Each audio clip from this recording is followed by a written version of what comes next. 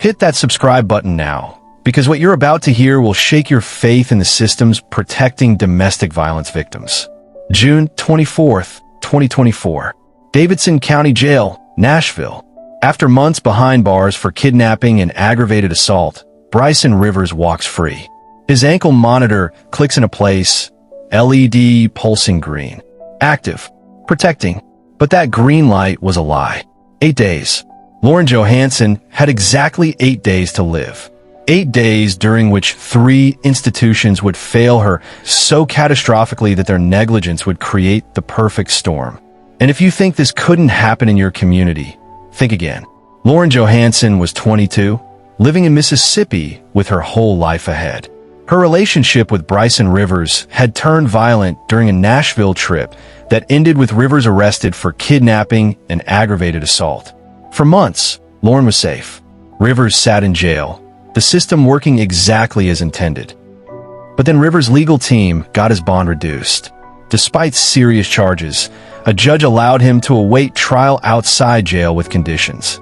Ankle monitor, no contact with Lauren, regular check-ins. Coming up, we'll reveal the chilling forward confession that broke this case wide open.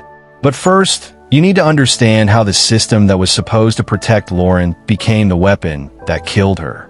On June 24th, 2024, Rivers walked free. Lauren had 8 days left to live. Here's where everything went wrong. The court ordered Rivers to wear an ankle monitor tracking him 24/7. Brooks Bail Bonding was legally responsible for ensuring this happened. They failed. Instead of using their regular company, they outsourced monitoring to Freedom Monitoring. The ankle monitor was faulty from day one, but nobody knew. July 2nd, 2024. The monitor's battery died. When ankle monitors die, protocols should trigger immediately. Alerts sent, attempts to contact the person, notify courts, arrest if no response. None of this happened. Freedom Monitoring ignored their protocols. No alerts, no calls, no notifications. No one in the system knew Rivers was no longer being monitored. July 2nd was also the day Lauren Johansson died. Remember that detail, because the timeline of this system failure is about to become crucial evidence in ways no one anticipated. July 3rd. Lauren's car was located using OnStar at Wolf River Cemetery in Harrison County, Mississippi. What investigators found defied comprehension. Lauren's father described her body as looking like someone had used her as a punching bag and punched her 200 or 300 times. The brutality was beyond anything seasoned detectives had seen. This wasn't random. Someone had deliberately chosen this isolated cemetery location. The ankle monitor data, despite being dead, still contained GPS tracking showing exactly where Rivers had been leading up to Lauren's death. But investigators needed more than circumstantial evidence. They needed direct proof. That's when Bryson Rivers gave them exactly what they needed. And what he said will shock you. When Rivers was brought in for questioning, investigators had built a strong case. Ankle monitor data, timeline evidence, GPS tracking. But they needed that crucial confession. They didn't wait long. During interrogation, Rivers made a statement that sealed his fate. According to court testimony, he looked at investigators and said 4 words that changed everything. "I killed the bee." Direct, unambiguous. A confession to murder that left no doubt about what happened at Wolf River Cemetery. With confession recorded, authorities launched a massive manhunt. Rivers had fled, but investigators had advantages. Monitor data, phone records, credit transactions. Multiple agencies coordinated efforts. Rivers was found and arrested without incident. Charged with capital murder, carrying the death penalty possibility. Despite his confession, Rivers pleaded not guilty. Multiple judges denied bond. He remains behind bars awaiting trial scheduled for this year. But here's the most disturbing part of this entire case. This was completely preventable. Let's trace the failures. First, despite serious kidnapping and assault charges, Rivers got bond, creating opportunity for tragedy. Second, Brooks Bail Bonding failed court orders, using untested Freedom Monitoring instead of established protocols. Third, Freedom Monitoring catastrophically failed when the monitor died July 2nd. No alerts, no calls, no notifications. Each failure alone might not have been catastrophic. Together, they created the perfect storm, allowing a violent predator to murder the woman he'd terrorized. Lauren did everything right, called police, pressed charges, cooperated with prosecutors. The system responded by arresting Rivers. But through preventable failures, that same system failed her devastatingly. And this exact same scenario could happen anywhere in America. Lauren Johansson was 22 when she died. She deserved to live, to experience everything life offered. Instead, she became another statistic in America's domestic violence epidemic. Her family continues fighting for justice, not just for Lauren, but for potential victims failed by the same system. These aren't abstract policy issues, they're life and death matters. Subscribe to True Crime Chronicles and hit that bell. Informed citizens can demand better from systems supposed to protect us. Let me know in the comments. What accountability should bonding companies face when they fail court orders? What changes would prevent tragedies like this? Justice for Lauren isn't just punishing her killer. It's fixing the system that failed her so no other family endures what hers has. Stay vigilant, stay informed. Thank you for watching True Crime Chronicles. Now take a look at your screen. This is on Highway 51 just inside Dyer County. Several deputies had guns drawn and then they went up to Hopper after they told him to get out of the car, and you can see them starting to hit him. Now several deputies, they demanded him to get out of the car. Hopper gets out. It was supposed to be a day of hope. October 19th, 2024. A young woman had just finished volunteering at a breast cancer awareness walk in Memphis, Tennessee. She was walking toward her Jeep Wrangler, probably thinking about the lives she'd helped that day, maybe planning her future as a doctor. What happened next would destroy not just her dreams, but the dreams of everyone who loved her. This decision to end a toxic relationship would cost Ellie Young her life. And if you want to stay updated on cases like this one that shake communities to their core, make sure to subscribe to Crime Chronicle and hit that notification bell. Welcome back to Crime Chronicle, where we examine the cases that reveal the devastating reality behind domestic violence in America. Meet Ellie Claire Young, 22 years old, a student at the University of Tennessee Health Science Center, determined to become a doctor just like her older sister. Her friend described her as the kind of person whose smile could be seen and whose laugh could be heard from over a mile away. But on October 19th, 2024, at Shelby Farms Park in Memphis, Ellie's bright future would come to a violent end. The person responsible? 26-year-old Jackson Hopper, her ex-boyfriend, a man who apparently couldn't accept that their relationship was over. But here's what makes this case even more chilling. This wasn't a crime of sudden passion. The evidence suggests this was calculated, planned, and it happened in broad daylight at one of Memphis's most popular public spaces. Saturday morning, October 19th, Ellie woke up with a purpose. She was volunteering at the annual Breast Cancer Awareness Walk, the kind of selfless act that defined who she was. Her sorority sister, Danny Fuel, would later say that Ellie was kind, genuine, passionate, determined, and selfless. What Ellie didn't know was that Jackson Hopper was watching, waiting. At 12:20 p.m., just after she'd finished volunteering, Ellie walked to her Jeep Wrangler in the parking lot at Shelby Farms Park.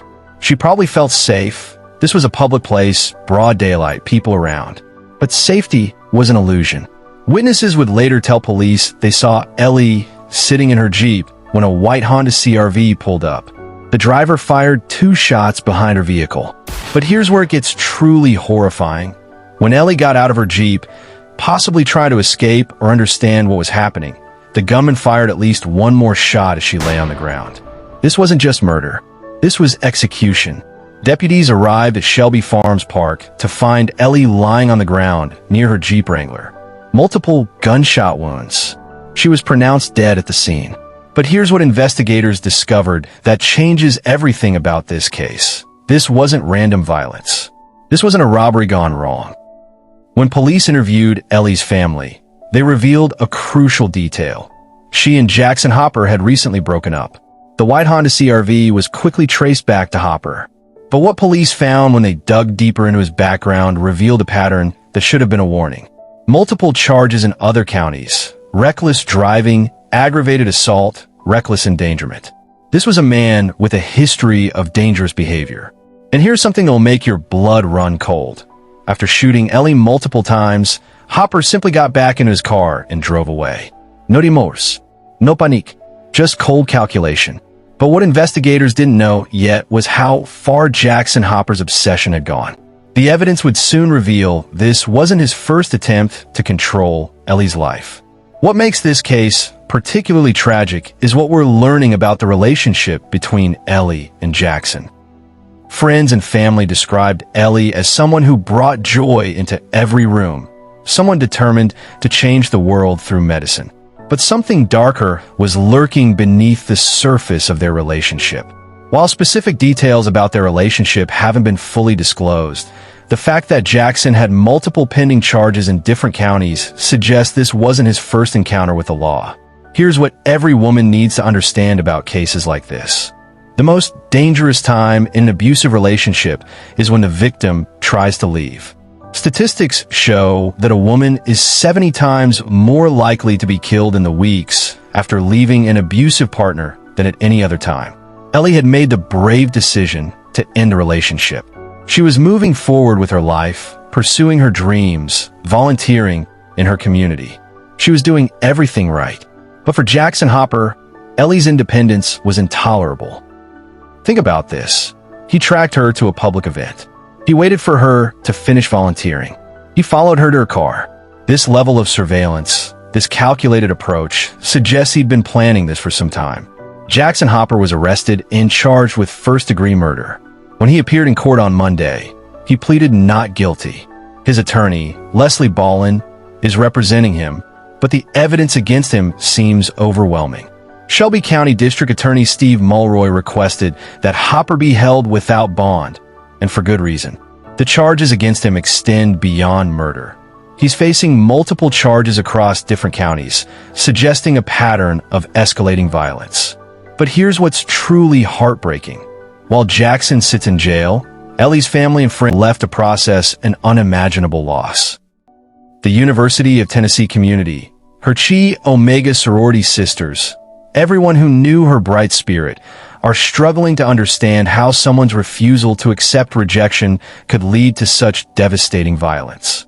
Danny Fuel, Ellie's sorority sister, put it perfectly.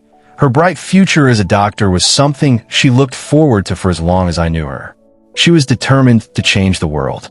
Jackson Hopper didn't just kill Ellie that day. He killed all the lives she might have saved as a doctor. He stole her laughter from every room she would have entered. He robbed the world of someone who dedicated her Saturdays to helping others fight cancer.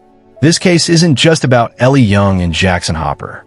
Every day, nearly 3 women are killed by an intimate partner, making the United States one of the deadliest countries for women and girls.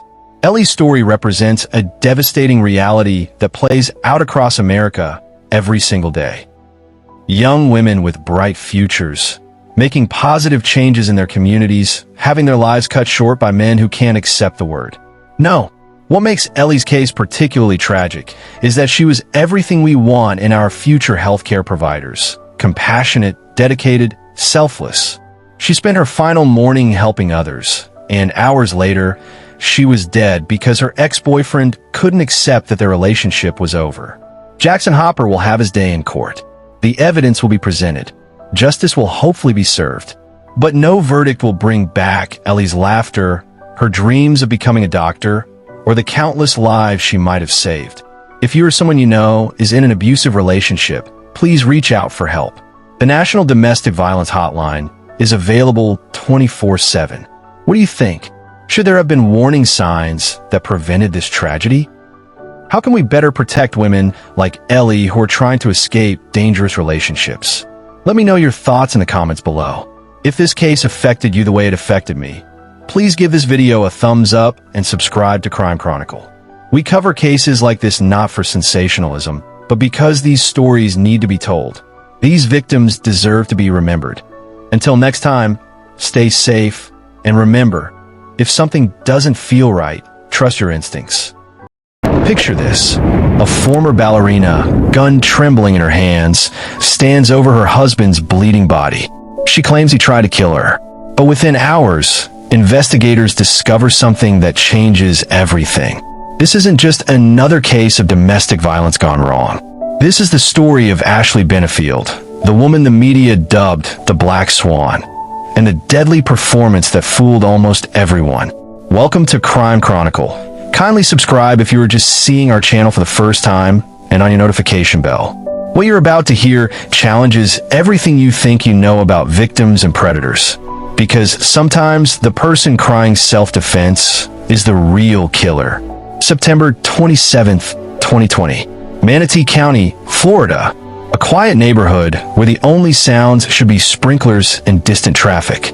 But at 7:43 p.m., a neighbor's phone rings with a call that will expose one of the most calculated murders in recent history. "I shot my husband in self-defense," Ashley Benefield tells the neighbor, standing at their doorstep with a .45 caliber pistol still in her hand.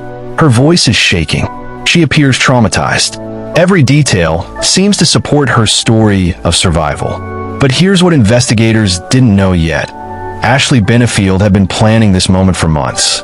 Let me take you back to where this deadly dance began. Ashley was a former professional ballerina, trained in precision, control, and performance. At 28, she seemed to have found her Prince Charming in Doug Benefield, a 58-year-old businessman with a military background. They met at a political event in 2016, and what happened next defied all logic. They got married just 13 days after meeting. But fairy tales don't exist, and this marriage was about to become a nightmare, though not in the way you might expect. Within months, Ashley was claiming Doug was abusive. She filed for divorce, moved across state lines, and most importantly, she was pregnant with Doug's child. The custody battle that followed would become the foundation for murder. Here's where the story gets disturbing. Court documents reveal that Doug was fighting for joint custody of their daughter. For most fathers, this would be normal. For Ashley, it was unacceptable. Friends and family members would later testify that Ashley had made chilling statements. She couldn't bear the thought of sharing her daughter. Some witnesses claim she said she'd rather Doug be dead than have visitation rights. But Ashley was smarter than that. She knew that simply wanting her husband gone wasn't enough. She needed a plan that would make her look like the victim. The plan was already in motion. For months leading up to that fatal September evening, Ashley had been building her case. She documented alleged incidents of abuse, though friends of Doug would later claim they never witnessed any violent behavior. She moved to South Carolina, claiming she feared for her safety. But here's the crucial detail that prosecutors would later use to unravel her story. Ashley had been carrying a loaded gun in her bra when she first met Doug back in 2016. This wasn't a woman who suddenly armed herself for protection. This was someone who had been prepared for violence from the very beginning. September 27th wasn't random. Doug had driven to South Carolina to pick up their daughter for court-ordered visitation. Ashley had agreed to meet him at a rental property she was supposed to be packing. But when Doug arrived, he wasn't there for a peaceful custody exchange. What happened next, according to Ashley, was an attack. She claimed Doug hit her, cornered her in a bedroom, and she had no choice but to reach for a gun. In her tearful testimony, she described firing in self-defense, claiming she told him to stop before pulling the trigger. But investigators were about to discover something that would turn this entire narrative upside down. When paramedics arrived at the scene, Doug Benefield was still alive. He couldn't speak due to his injuries, but he was conscious. And here's what investigators found that Ashley never expected them to notice. The physical evidence didn't match her story. The bullet trajectory, the blood spatter patterns, Doug's position, none of it supported a scenario where Ashley was cornered and firing in desperate self-defense. Instead, the forensic evidence suggested something far more calculated. Doug had been shot in the back. He was trying to leave when Ashley fired. But wait, it gets worse. Prosecutors discovered that Ashley had called a lawyer before she called 911. Think about that for a moment. A woman who had just survived a life-threatening attack from her husband's first instinct wasn't to get medical help for the man who was still dying on the floor. It was to protect herself legally. As Doug Benefield lay bleeding to death, Ashley Benefield was already building her defense. The investigation revealed a pattern of manipulation that spanned years. Ashley had been systematically isolating Doug from his family, making allegations that couldn't be corroborated and positioning herself as the perfect victim. Doug's daughter from a previous marriage testified that Ashley had been controlling and manipulative throughout their relationship. She described instances where Ashley would create conflicts and then play the victim when Doug responded in frustration. Most damning of all, investigators discovered that Ashley had been researching how to claim self-defense in domestic violence cases. Her internet history showed searches for legal precedents, successful self-defense claims, and the specific requirements needed to justify killing in self-defense. This wasn't a moment of panic or desperation. This was a premeditated murder disguised as survival. The jury heard 7 days of testimony. They saw the tears, the dramatic reenactments, the claims of abuse and fear. But they also saw the evidence that Ashley Benefield had killed her husband not to save her own life, but to save herself from sharing custody of their daughter. In July 2024, after more than 6 hours of deliberation, the jury reached their verdict, guilty of manslaughter. Not the self-defense acquittal Ashley had performed for, but not the first-degree murder conviction prosecutors had sought either. Ashley Benefield was sentenced to 20 years in prison. As the verdict was read, there was no smile, no satisfaction, just the cold reality that her deadly performance had finally ended. But here's what haunts investigators about this case. How many other Ashley Benefields are out there? How many people have weaponized the legitimate struggles of domestic violence survivors to commit murder? Doug Benefield's family says they'll never get closure. Their loved one died, believing his wife was the victim, never knowing that she was actually the predator who had been hunting him all along. The next time someone tells you a story that seems too perfect, too convenient, remember Ashley Benefield. Remember that sometimes the person claiming to be the victim is actually the one holding the smoking gun. What do you think? Could you have seen through Ashley's performance? Let me know in the comments below, and don't forget to subscribe for more cases that will challenge everything you think you know about justice. February 22nd, 2025, 11:16 p.m. Princeton, New Jersey, one of America's safest communities, home to an Ivy League university, where violent crime is virtually unheard of. In the past 40 years, this prestigious town has witnessed only 4 homicides. But on this cold winter night, something would shatter that peaceful reputation forever. Asterisk. The 911 call came in as a report of fire. Matthew Herkin, 31 years old, former star athlete, graduate of Wesleyan University, was on the line. His voice carried an eerie calmness that would later haunt investigators. "There's a fire," he told the dispatcher, "and my brother's dead body." When pressed for details about how his brother had been injured, Matthew's response sent chills through the emergency operator. What police discovered when they arrived at the Michelle Muse apartments would become one of the most disturbing crime scenes in Princeton's history. Inside apartment unit 12, they found 26-year-old Joseph Herkin, a promising young man who had been recruited to play soccer at the University of Michigan. But this wasn't just a murder. This was something far more horrific. Joseph's body bore injuries so severe that seasoned investigators struggled to process what they were seeing. His head had been bludgeoned. His chest and upper body showed signs of a vicious attack. Most shocking of all, one of his eyes was missing completely. Asterisk. But the horror didn't end there. Scattered throughout the apartment, investigators found blood-smeared utensils, a plate covered in gore, and a cup filled with blood. On an ottoman in the living room sat the burned remains of the family cat, partially consumed by flames. The apartment reeked of violence and death. Standing amid this carnage was Matthew Herkin himself, cuts covering his hands, blood under his fingernails. When investigators asked what had happened, his response would become the most chilling statement in Princeton's criminal history. I went into a fit of madness, maybe like 40 minutes ago. Asterisk. This is the story of two brothers who once stood side by side as star athletes, who shared dreams and a promising future. One would become a victim of unimaginable brutality. The other would become his killer. But beneath the surface of this seemingly perfect family, something darker had been growing for years. A mental deterioration so severe that it would transform love into violence, brother into monster, and a quiet Saturday night into a scene of unspeakable horror. Asterisk. What you're about to hear is not just a story of murder. It's a story of mental illness, family tragedy, and a terrifying moment when reality became indistinguishable from nightmare. This is the case that would force an entire community to confront the darkest corners of the human mind. Welcome to the Princeton brothers' murder, a case that proves sometimes the most dangerous threats come from those closest to us.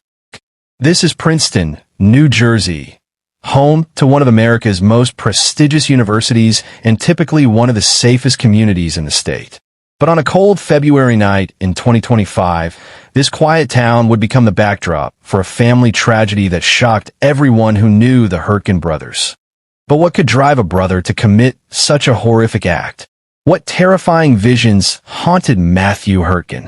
And why did their surviving brother send a warning text just 1 hour before the murder? Our story begins on a Saturday afternoon when Matthew's surviving brother picked him up at 4:30 p.m., concerned about his deteriorating mental state. Matthew was experiencing what his brother described as terrifying visions and was extremely distressed and despondent. 4:30 p.m. to 10 p.m. The brothers went to the grocery store and then to the surviving brother's residence, where they remained until approximately 10 p.m. It was a desperate attempt to help Matthew through his mental health crisis. The surviving brother drove Matthew back to his residence, where he saw Joseph Sh0t, the victim. After a brief discussion, the surviving brother left and returned to his apartment. Approximately 1 hour before the murder, the surviving brother sent Joseph a text warning him that Matthew was struggling with his visions and to contact him if he needed help. Joseph responded, "Will do." Think about this. If you received a warning text like that about your brother's mental state, what would you do? Would you leave the apartment? Would you call for help? Share your thoughts in the comments. 10:30 p.m. Just 45 minutes before Matthew would call 911, his surviving brother texted him, inviting him to go on a hike the next day. "Hang in there," the older brother texted. 11:16 p.m. The 911 call, asterisk. At 11:16 p.m., police responded to a 911 call from Matthew reporting a fire and his brother's dead body at the Michelle Muse Apartments complex. When a dispatcher asked Matthew how his brother was injured, he said, "I'm not going to go into any more details right now." 11:20 p.m., police arrived and found Matthew in the residence along with his brother's body, which had significant injuries to the head, including a missing eye, as well as injuries to Joseph's chest and upper body. But investigators found something that changed everything. They also found a cup of blood with blood-smeared utensils and a plate. Investigators further discovered a deceased cat on an ottoman that appeared partially burned. Matthew is accused of murdering his brother with a knife and golf club. While interviewing Matthew, who apparently had cuts on his hands, he reportedly told police he went into a fit of madness, maybe like 40 minutes ago. Matthew had suffered from severe mental illness for the past 5 years, according to his surviving brother's statement to police. The suspect had shared some disturbing, graphic poetry to his Facebook profile in September and May 2024. Matthew Sh0t is accused of murdering his 26-year-old brother, Joseph Sh0t, in the family's Princeton apartment, allegedly with a knife and golf club. He is also charged with animal cruelty related to the death of a cat. Sh0t appeared in court Thursday morning for a detention hearing. However, during Thursday's hearing, no evidence was presented because Sh0t consented to pretrial detention. None of Sh0t's family members were in court on Thursday.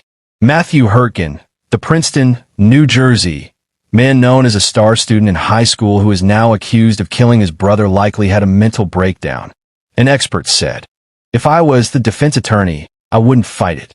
I would say, you know what? We think there's a mental issue. Legal experts believe the savage timeline in Princeton preppy murder could bolster insanity defense for suspect brother. Remember when I mentioned Matthew's fit of madness? This statement could be crucial to his defense. Joseph Hurtgen was pronounced dead at the scene, and his autopsy results are pending. Local and state officials are investigating the 26-year-old's death as a homicide. Police seek to unlock devices in Princeton brother murder case as investigators work to piece together the full timeline of events. Matthew Hurtgen has been in custody since his arrest on February 22nd, after allegedly attacking and killing Joseph Hurtgen in the family's Princeton residence. Matthew Hurtgen, who is being represented by the public defender's office despite his family's luxury living, appeared before Superior Court Judge Amber Gibbs and consented to being detained before trial. He has a probable cause hearing scheduled for May 9th. David Hurtgen, Deborah Hurtgen, and David Hurtgen Jr. attend the funeral for Joseph Hurtgen at St. Luke Roman Catholic Church on Saturday, March 1st, 2025, in Toms River, New Jersey. Joseph and Matthew Hurtgen were star soccer players in high school and college. They were both athletes at Toms River High School, and Matthew went on to study at Wesleyan University in Connecticut. Joseph Hurtgen was recruited to play soccer at the University of Michigan. In the past 40 years, there have been at least 4 other reported homicides in Princeton in 1986, 1987, 2010, and 2021. This rare act of violence shocked the typically peaceful Princeton community. This case highlights the devastating impact of untreated mental illness. Matthew had suffered from severe mental illness for the past 5 years, according to family members. The surviving brother explained that when he spoke to Matthew earlier that day, Matthew was extremely distressed, despondent, and experiencing terrifying visions. Gelman also said he would request a mental health evaluation for the suspect. Prosecutors prep indictment as they build their case against Matthew Hurtgen. This case will test New Jersey's approach to mental health defenses in violent crimes. The question isn't whether Matthew committed the act. He was found at the scene and made incriminating statements. The question is whether he was legally responsible for his actions. Joseph Hurtgen was just 26 years old, a promising athlete whose life was cut short in the most brutal way imaginable. His family now faces the double tragedy of losing one son while another faces life in prison. Hurtgen has been in custody since his arrest on February 22nd, accused of killing 26-year-old Joseph, and will remain detained as the case moves forward. The Hurtgen brothers' story is a devastating reminder that mental illness can destroy families in the most unimaginable ways. 2-star athletes from a loving family, one now dead, the other facing life in prison for his murder. This case forces us to confront difficult questions about mental health, family responsibility, and the justice system's role in handling defendants with severe mental illness. Princeton remains one of the safest areas in New Jersey, but this tragedy has left lasting scars on a community that knew both brothers as promising young athletes. What's your take on this case? Should mental illness be considered a mitigating factor in violent crimes? How can families better support members struggling with mental health issues? Share your thoughts in the comments. If you found this case as tragic and complex as I did, please subscribe to True Crime Chronicles. We examine the most compelling cases while treating victims and their families with the respect they deserve. For more cases involving family violence and mental health, check out our playlist linked in the description. This case is still developing, and we'll continue to follow Matthew Hurtgen's legal proceedings. Until next time,